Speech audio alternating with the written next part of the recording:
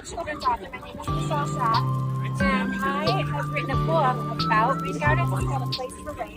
It's about a classroom that has a problem with such. The classroom in this book notices that there's flooding.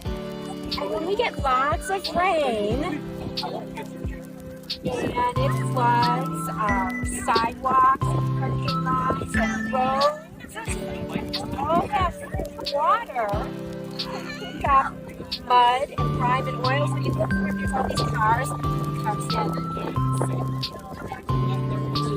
houses, dirt, all kinds of things, and it's going to this drain.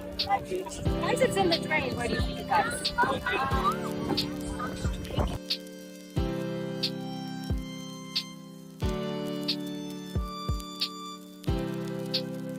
This side, the gutters are going to drain into the rain garden. What do you notice in that? Flowers. On this side, we have driveway. Let's put some, do you guys want to sprinkle some blooms on both sides of the house? If you guys like have a pool. You can just kind of sprinkle them on top of the roof.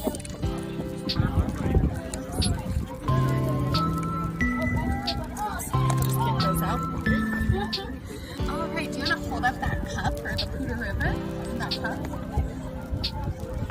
What happened to the pollution? We're going to do the same thing over here.